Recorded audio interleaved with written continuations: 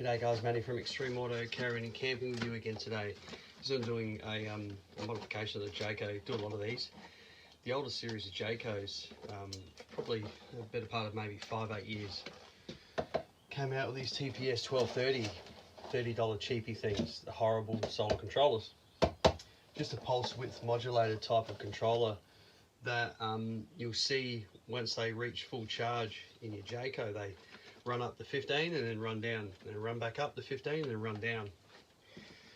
I have seen these overcharge and make Rytar batteries that are fitted in a lot of the Jaycos blow up like a balloon. It's the AGM battery that it comes factory with. So for you guys that have got Jaycos out of there, a lot of you do, the TPS 30 or 1230, horrible charger. I've never liked them, purely because they just seem to overcharge batteries, especially when you start pumping big amps through them. They're only a pulse width modulated charge controller. I think the maximum voltage on the input range is something like 40 VOC. It's a maximum of 40 volts. Something, don't quote me exactly, it might be 50. It's nothing like a Victron. That's what I'm getting at. So something, even like the Morning Stars or whatever, something with a bit more resolution, something with a bit more of a voltage range. The MPPT 130 is heaps good for that. So the good thing about having a series string on your roof, so that's two panels, two 20-volt panels in series is 40 volts thereabouts. I couldn't put that on this. It's just not going to work. It's probably going to put it in a 24-volt mode.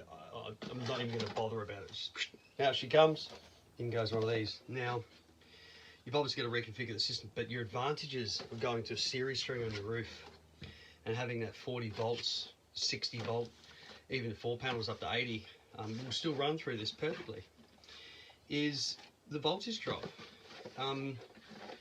If you've got a, I don't know, we'll call it, well, these got 150, so we're putting more 150s on the roof of this one. So every 150 watts on the roof, it's about 7.5 amps. You know, every 100 watts flat mounted is about 5 amps. You might get a bit more, you might get a bit less. It's a general rule to work with. So 5 amps, 100 watts flat. So this one's going to have 300 watts on the roof when I'm done. So we should see in peak sun 15 or so amps. Now, if you were to have a 15 amp load at 20 volts on the roof, compared to 7.5 at 40 volts, I know what I'm going to have. So voltage is good, and this is why you can run an angle grinder off of an extension cord, you know, some 20 meters away, and it's going to run fine all day long. You look at the cable. When you go to 12 volt, the lower the voltage, the thicker the cable needs to be to transfer that energy. So the same bears true in any off-grid caravan system.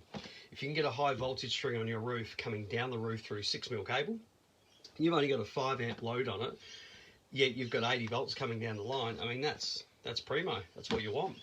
As opposed to, let's say you had 6 panels on your roof, all producing 5 amps, so, you know, 600 watts, 6 panels. Well, that's 30 amps coming down from the roof if you stayed at parallel. At 20 volts, you'd be at 30 amps. So you'd have that really thick cable just to transfer that energy from your roof all the way to your solar controller. And that's before it even gets to the battery. So if you're on a high voltage string, which is the 130, well, you know, it's only a few amps.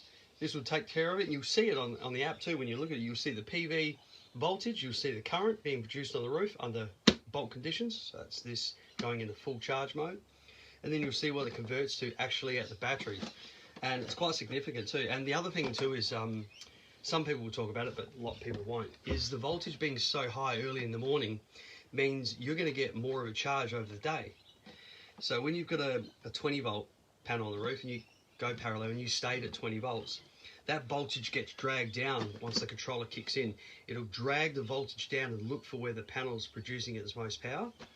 Well, because these will only kick in at around about 5 volts above the battery voltage, it doesn't give you a lot of headroom if you get a 12 volt system. So by the time it drags it down to 18, 16 volts, you know, as this comes under load, it's not going to turn on.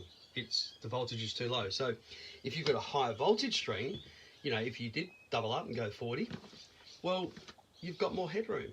You know, 40 volts, it's going to drag down, but you know, you've got more chances of the charger kicking in much earlier in the morning in the low light conditions. So you tend to get more power once you go to that series string on your roof. Like I said, you've got to use the correct solar controller. There's heaps of brands that do it. I like sticking with the Victrons because they got the Bluetooth inbuilt. I can program the crap out of these, pretty much any battery out there.